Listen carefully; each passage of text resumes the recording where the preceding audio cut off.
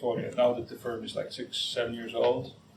You started with a very much like a one office Silicon Valley firm? Like, has that changed? Are we the only ones? Like, we still are a one office Silicon Valley firm, but in terms of what we've invested in, well, we're in TransferWise, which you guys know pretty well, and in Improbable, which is out of London, and Capriza, which has engineering in Israel.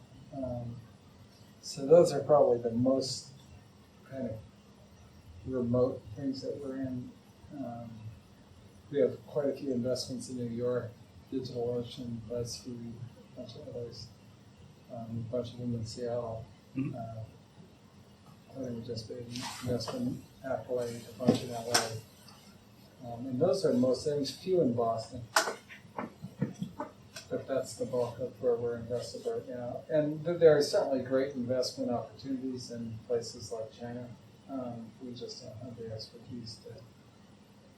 China's different. China's much more different than the U.S. and the States. Right. But looking at those sort of foreign investments or investments outside of the valley, like on that background, what we do here at Tallinn, helping people figure out where they should be and where they should set up the company, where should it go and work. This is human mobility, people freely moving around. What do you think of that topic? Well, I think that TransferWise is obviously the closest thing to you because they have the other side of that, which is like, okay, if you are here and you work there, then like how do you get your money across and back and forth? So that's almost exactly your users. And they're doing exceptionally well, I would say. They're growing very good. So growing over 100% a year. They've got,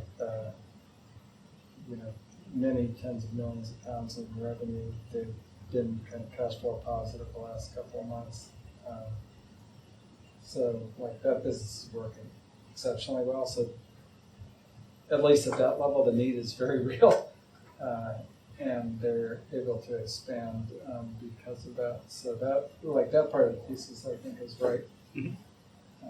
The products matter, of course, is there a general need, and do they want this specific thing, or two separate questions? The first has to be true for the second one to work, but the first is necessary but not sufficient for the second one. So, a high level for sure. Is this a signal of sort of the remoteness in the portfolio? Has that increased in some sense? So I do think that just in general there's a shortage of extremely skilled engineers in the world versus the demand, and for sure the demand in Silicon Valley. So I think that to the extent that you could increase your supply of engineers a lot, that's getting more interesting.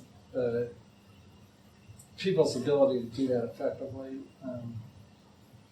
is still a little in question. Slack's actually been a big advance forward in kind of the ability for engineering teams at least to work together effectively remotely. GitHub is pretty great in that regard. Right? And GitHub, yeah. So the tool sets are getting better. But any evidence in the portfolio already, or I don't know if you have visibility because that's already on the employee level.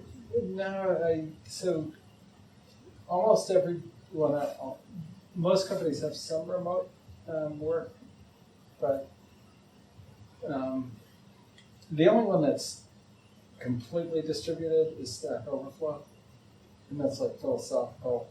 Like they hire people wherever they are and they leave them in place. They never try and move it anywhere. So that's how they do business. Should talk to them. Yeah. So Joel Splowski, he's a big believer in it, and then two, most of their customers are software engineers. Right. So not just their employees, but their customers. And so he's written a lot on it and is pretty influential. But yeah, he would have the best insight. And he completely believes that it works better than having everyone in one place. But I would say he's pretty on the leading edge there. Right. You guys do want to ask me? Yeah, actually, I have a question. like narrow it to the previous topic. So basically, you obviously like see a lot of startups trying to get funding, but what do you see like the biggest problem? Or I heard that the lack of strategy or like misunderstanding it is the problem. How do you see it? Misunderstanding, lack of strategy, or misunderstanding is the problem with. I mean, like Getting funding even? they don't have a clear vision of their strategy, how they're like going to market and this kind of thing. Oh, companies like that would prevent them from getting funding? There's a lot of things that go into funding. I mean, I think the simplest thing is if you have a business that's working, like that's always fundable. And working meaning like you got a business that's generating money. So like you can always get that funded at some price. It's kind of like you can always, as a consumer, you can always borrow money as long as you don't need it. If you need it, then it gets more complicated, and that's the same with companies. So, okay, if you don't have a business that's working, then you need some combination of a very compelling picture of the future, and then an inductive proof of how you get there, and you get there sort of uniquely. And in a differentiated way. So, for example, for teleport, we were just talking about this. You could say, like in the future, people are going to be much, much smarter about where they choose to live, how they get there, like down to a very detailed level, and that's going to lead to all kinds of interesting opportunities about how cities compete with each other and use real data to do that, and aren't just like talking smack like Donald Trump. But like, then the question is, okay, how do we get there? And so an inductive proof for teleport might be, well, we've got a big enough set of consumers looking at all the top cities that we can then go to a city and say, look, here's where you're competitive, here's where you're not. And to have this knowledge, which is going to drive all of your revenue, over the next 10 years, and every decision you make and planning and what to prioritize and so forth, you're either guessing or you're a customer of teleport. And if you're a customer of teleport, that's going to cost you whatever, $10,000 a month or whatever we're charging, $100,000 a month.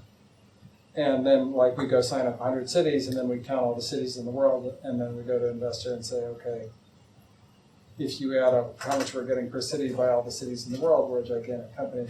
And like clearly, obviously that's going to happen because like how else are you going to run a city? You're just going to guess. And like that would be like a story plus an inductive proof against a business that's not yet working, but like maybe that would convince somebody. So that's kind of how to think about it. And there's other factors involved, like how smart are the people around the company, like how smart are the people in the company. Do I believe that's going to happen as an investor, and so on and so forth. But that's kind of the general way you might think about it. Great pitch, by the way. We'll invite you along with literary. I do have a question, but this I follow a lot of politics in the US, right? So with the politics, sure. With the current election panorama in the States, I know that Trump has very little chance, but it has had an impact in any way in the portfolio. Like companies are worried, or startups are worried, or has anyone mentioned it, or they don't care, no one cares about it, or how is it? He's probably got a bigger chance than he's given credit for in the press, which has always been a little bit of his advantage. That's how he won the Republican nomination. Yeah. I think it's one of those things where, if you think about it yourselves, like, Brexit is probably a bad idea, but like we got bigger worries right now. Like, how are we going to make money? How are we going to get money? And I think most of our portfolio would probably fall into that category in terms of their worries. The election itself, if you look at kind of historically the really big economic kind of crashes, so like the long recession of 1873 or the panic of 1907 or the Great Depression, there's always a long period of deleveraging during which there's very little growth and a huge rise in populism. And I think that because we were able to absorb the shock on the crash of 2008, the great credit crisis, people aren't realizing that we've been in a period of severe deleveraging meaning a shrinking of credit over the last really 8 years now, that they just kind of, everybody's got put their own narrative on it, like, oh, the world is falling apart, like, populism, like hate is overtaking love or whatever it is, like there's so many narratives. But what it really is like, well, like when credit shrinks, that means, essentially money shrinks, velocity of money goes down. Everybody's life either gets worse or doesn't get better at the rate that they expected it to. And then that makes people mad. And then so a candidate like Trump, who's like, he may not know anything, he may not have any credibility, but he's very credible that he hates the system.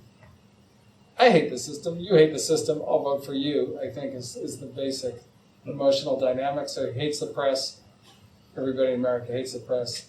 He hates politicians, everybody in America hates politicians. And then he hates, on top of that, he hates all foreigners, which also, but it's really an like the system has let me down, I hate it. Can somebody please get rid of it and replace it with a better new system? And he represents that. And I think Brexit, to some extent is a similar thing where, okay, like we've not had great growth, and particularly in the UK, you've got London, which is sort of gets all the benefit of being part of the EU, and then all the rest of the United Kingdom, kind of hasn't gone that well. There's a lot of mining and manufacturing and all these kinds of things that have, at least as the economy's not growing, things aren't going well for them. So they're like, well, what's the problem? Is it immigration? Is it trade? Is it like the taxes that we're paying to the EU? And so in that way, it is very similar, where it's really a dissatisfaction with the status quo. My hope is that, like, over the next 4 to 8 years, we come out of the deleveraging, things start to grow again, everybody forgets why they were so mad. Hopefully Trump doesn't get elected. Also, Hillary's not in the greatest health is the other thing that, the thing that I'm most worried about is like Hillary somehow dies before November, and then we'll go. I think Second Amendment comments included. Yeah, that's right. Or Trump gets somebody to assassinate him. Okay. So I would love to hear your answer to Victor Thiel's contrarian question. What important truth do you believe, or that you people really agree with you on? Yeah, well, I believe we're not in the tech bubble. And then apparently nobody agrees with me on that. But yeah, Mark believes me. That's his problem. We talk about it all the time. Yeah. That's in my business. That's probably the most relevant one. So I believe we're not in a tech bubble, and I also believe that the world isn't completely degenerating, from a populism, terrorism, getting worse standpoint, and maybe they go together. But if you look at the tech bubble question, kind of venture capital is by nature an inefficient market. And if you look at any transaction for any tech company, there's never more than maybe 4 or 5 bidders on it, and that's a relatively hot transaction. So it's hard to get to an accurate market clearing price in such a volume market. And so the price of any venture stage deal is always somewhere between half what it's worth and double what it's worth. That's a normal state of venture capital. And I think that what's happened recently is, the kind of, that went from probably double what companies were worth, and it's now probably going more towards half of what companies are worth. But that's whatever normal, that's not the bubble, that's just how the price moves. If you look at the tech bubble of 1999, 2000, the public company tech stocks fell over 95%. And so like you've got companies, dropping 20x that are publicly traded, and then the private markets were worse. That really was a bubble. And the thing that really exacerbated it is all the venture capital money went away. Like the money just went home.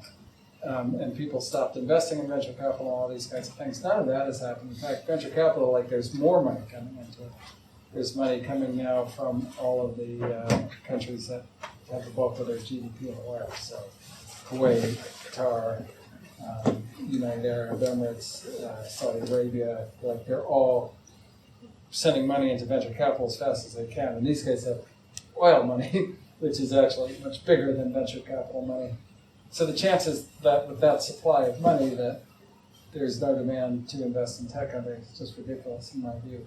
But that doesn't, if you read the press, everybody says we're in a bubble. Do you see that oil money going to Silicon Valley specifically, or all over, like China, India, all those things? So I would say it's going to Silicon Valley. I don't know about everywhere, but I do know how many people call me every week trying to get their money into the Silicon Valley.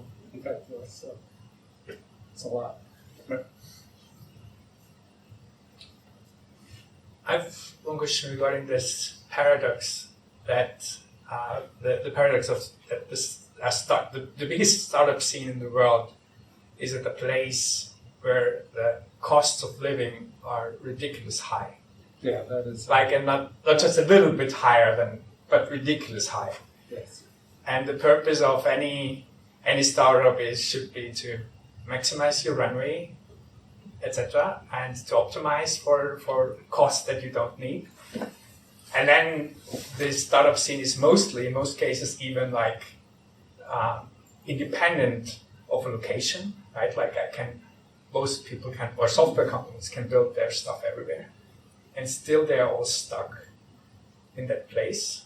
And you yourself mentioned your one office company is also there. So my question is, first of all, why do you think they are there, still there?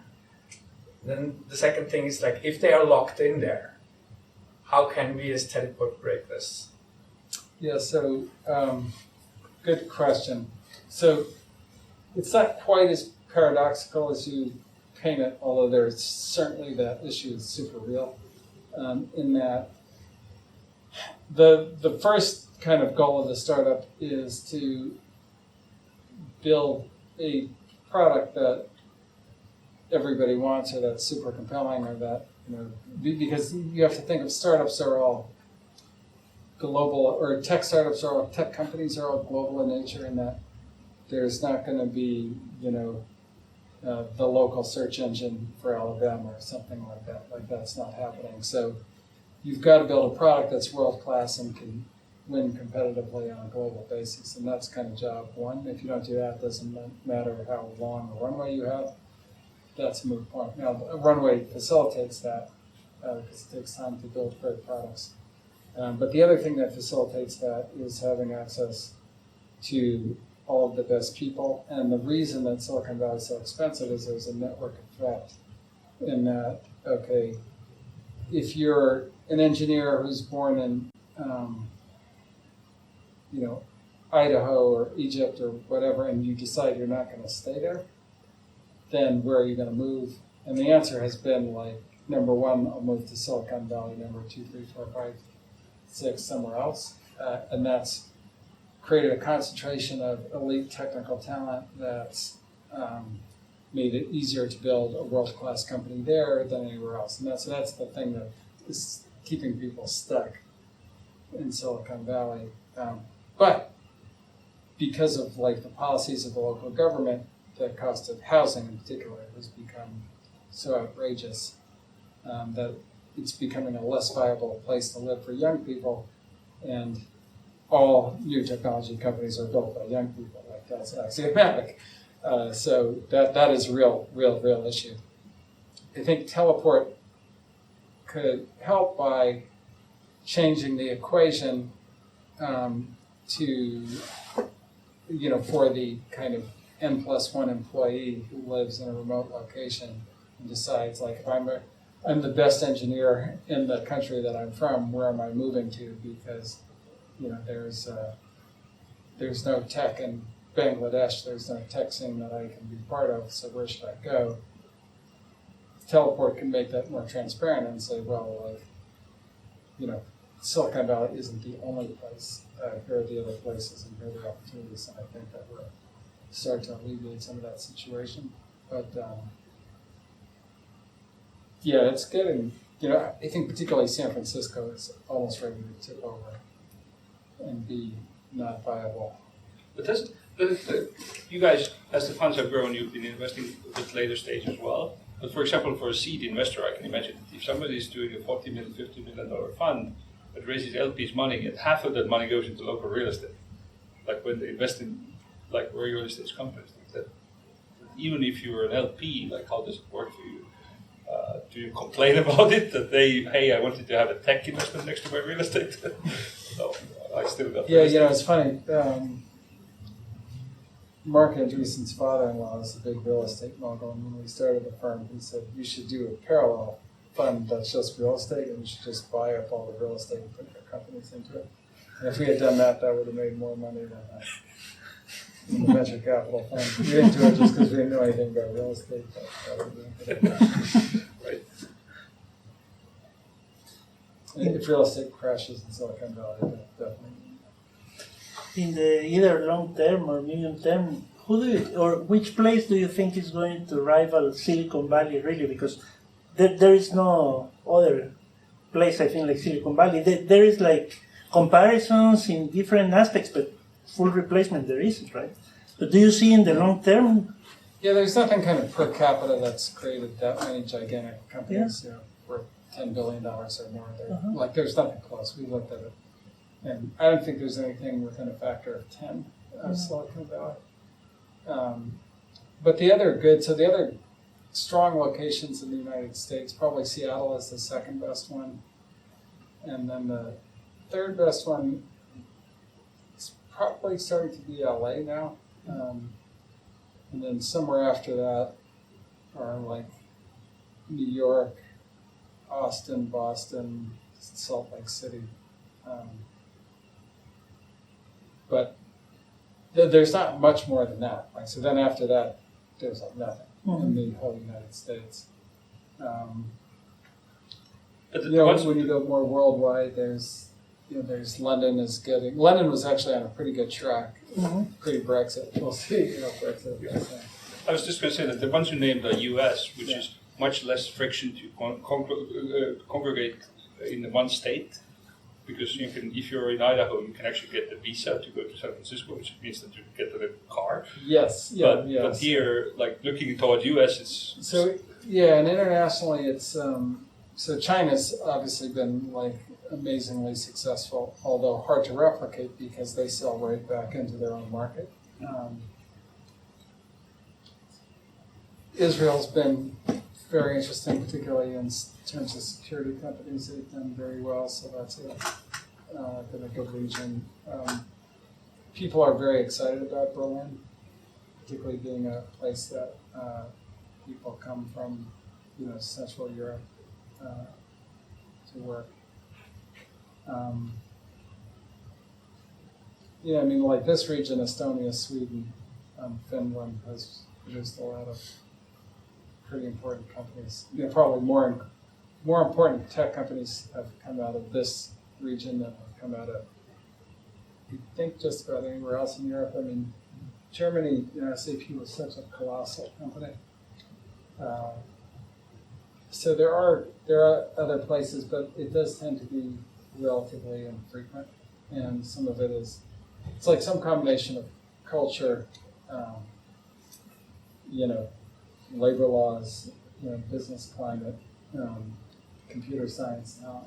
So does it? And I think it also changes by discipline a bit. Like consumer software, it's hard to beat Silicon Valley, but if you're doing anything with biotech, for example, now Vijay is investing in biotech as well. Is that San Diego? Is that still Bay Area? Like does it shift by? Well, industry? so in the U.S., it probably is still Silicon Valley, but outside of the U.S. and biotech. that may be a place where there will be a region that's bigger than Silicon Valley for sure. I would it'd be hard to beat Silicon Valley in pure computer science, just because the lead is so big. But in biotech, because the FDA is so difficult to deal with, it's I would say significantly more viable. Right. And you can have other regulatory things, like building a Bitcoin company or a drone company or something where the US regulation doesn't fit. Yeah, Bitcoins are Bitcoin, although the regulation on Bitcoin and drones is not as bad in the US as it is for biotech. But biotech regulation in the US is astoundingly bad. I had a question. Maybe it's a bit like steep turn, but I watched the video where you were giving a speech at Columbia University last year, and the idea you had actually really caught me, that you shouldn't follow your passion, but you should follow your contribution. But then I started thinking that as I'm 20 years old, so to contribute something, I have to have the skills, and as far as I feel, the best thing to learn something is what do you love to do and what you're passionate about. Is it Well, they do go together, but generally, if you pursue what you're good at, you eventually might like it because people value it, you're contributing, and that was kind of more what I was getting at. In that, if you just say, well, what do I like to do? That's a kind of a much bigger set than what am I good at and can I contribute and what people want me on a team about.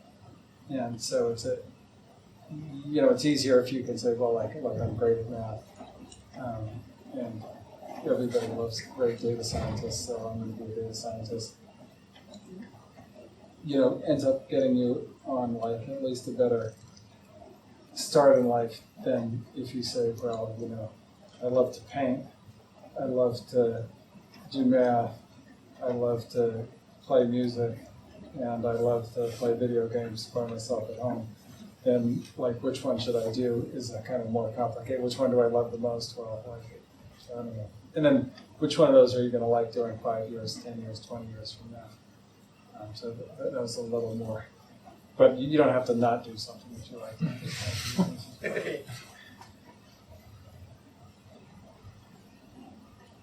I have a question as follow up on this urbanization question or the remote question by Silver. Are there limits regarding remote work? So what I'm thinking about is it thinkable that there is a company that has 5,000 or more employees and would be organized completely remotely? Is a Google thinkable to be completely spread over the world remotely? Linux. Yeah, but Linux is a software project, not a company. Red Hat is a company. I think you have to be careful about that. And that's the challenge is communication. So that's what you're up against if you do it completely remotely. And you have to be honest with yourself that a phone call is different than an email, is different than a Slack conversation, is different than a face-to-face meeting. They are not all equivalent in that, and particularly humans get a lot of information, anthropologically, a tremendous amount of information from facial expressions, hand gestures, all these kinds of things.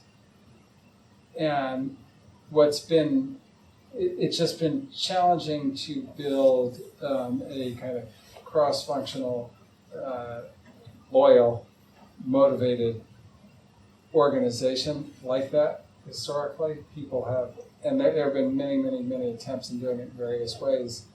And what most companies have done is they try to contain the kind of cross-location communication to specific things. So we're going to have a location, also in the Ukraine, but it's going to be dedicated to a certain kind of project. So most of the communication is between them. There's going to be kind of very specific things we do to keep them in the loop beyond the normal day-to-day chatter.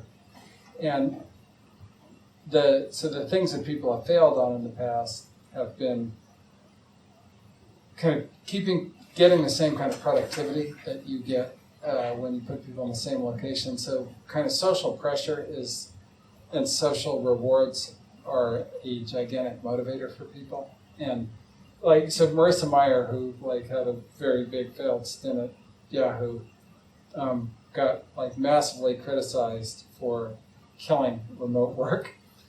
And you go well, that was pretty retrograde, and doesn't she know about the modern world and so forth? But in Marissa's defense, the reason she did that was she looked at the VPN logs, and it turned out that the people who were working remotely weren't even pretending to log in.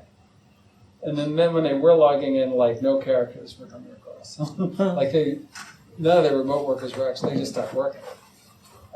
So she was well, let me just get rid of I know how to get rid of all those guys. We'll just end remote work, because it's not really remote work. It's just remotely I'm sending them a paycheck for doing nothing.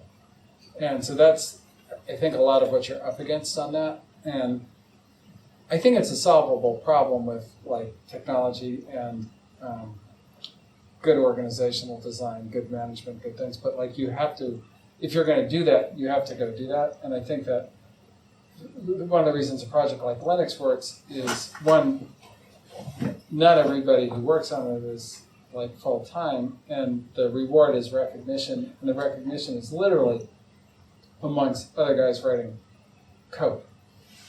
So if the recognition had to be a CEO who never saw the source code, that would be a much bigger problem. And so it's not that it's unsolvable, but it is something to solve. It's not the same. There's all the management techniques that you read in management books are designed for an organization that's essentially in the same place.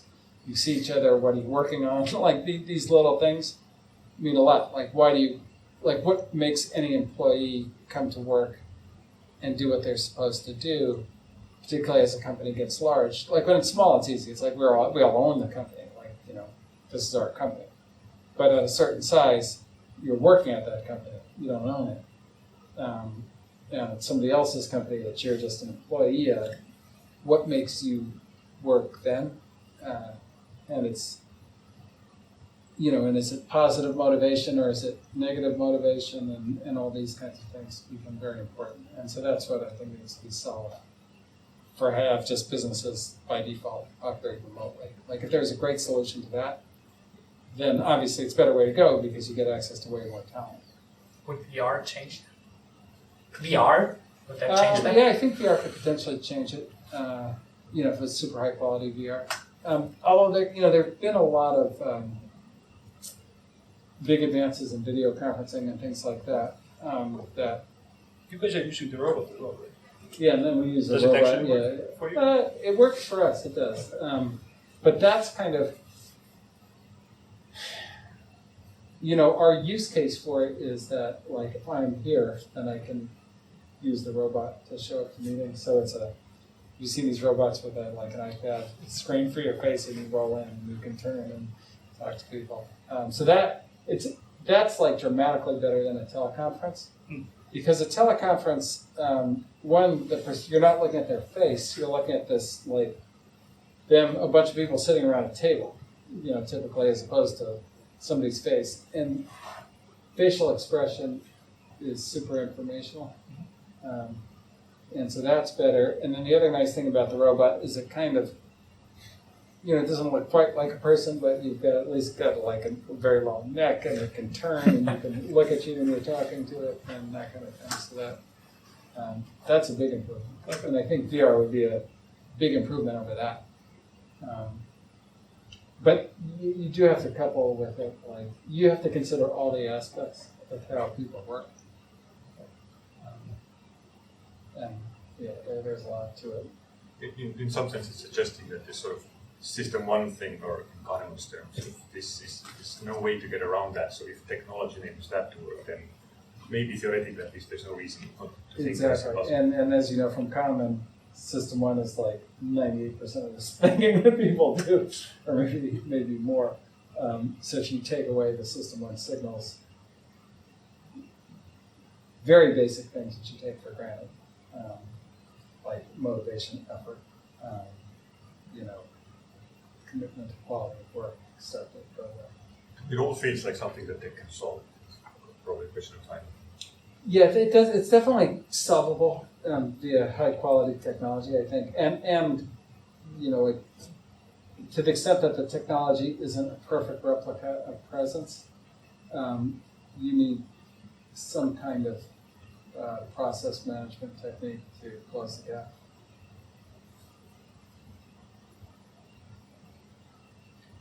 Question. The stage we're in right now, we've been like in a doing a lot of hard work in the sort of seed phase, trying to do a bunch of things. We have the end of runway in sight, so we need to figure out what's our next funding and how do we go about it and all that.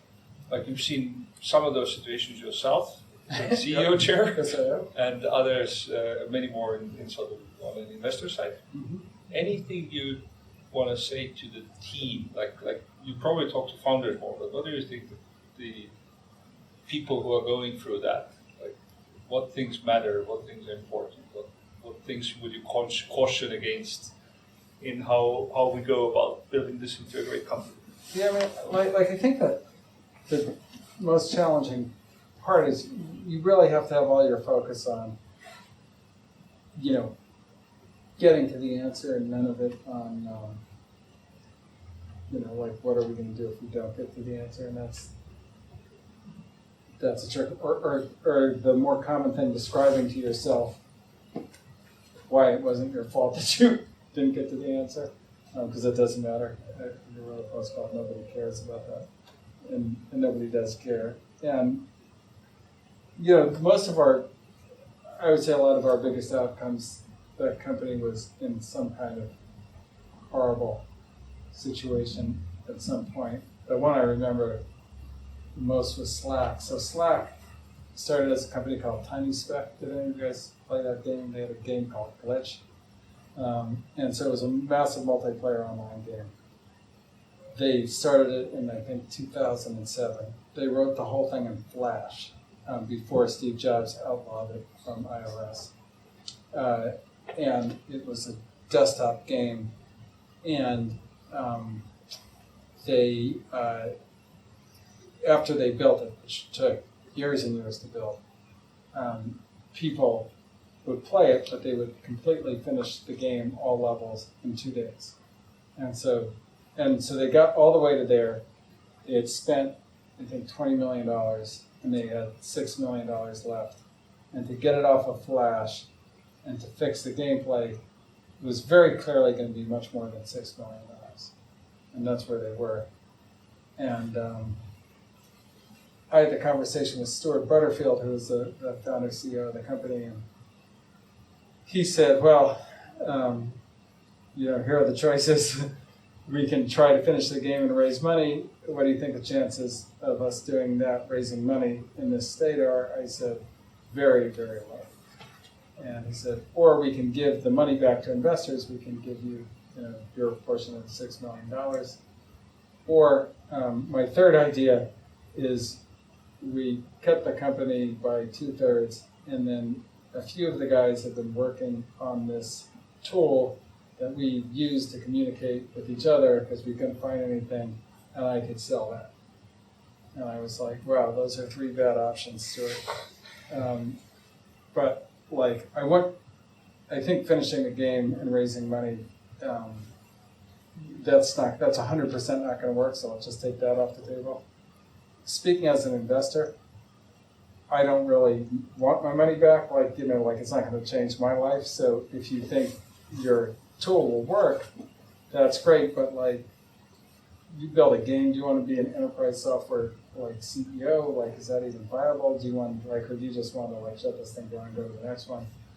And he goes, no, like I think this tool is like good. Like I think it could work. I was like, okay, go build the tool then. And like that was Slack, which I would never have guessed at the time. But you know, it's kind of like one of these things where you're groping through the dark, looking for the answer until you find the answer. Like it seems like it's a million years away, and then once you find it, it's like, everybody goes, oh, I could have come up with Slack. You know, people have told me like they could have come up with Slack. I was like, you know, if you could have come up with it, then why didn't you come up with it? Like, what are you stupid? But that's how it is. Like once you find it, it's obvious. But until you find it, it is very, it's torture to try and get there. And I just think that's the case with a lot of the things that we invested. I mean, you know, when I was here, we went public. We had 3 weeks, literally 3 weeks of cash left, and it was not at all clear that the IPO was going to work. And it barely worked, and then like we were immediately in trouble after that. So, like until you find the answer, it just seems like you'll never find the answer. But that is the nature of it. So the key is, I think, to just put all of your mental energy on, finding the repeatable product that people want, because anything else you do is useless. It's just a waste of time.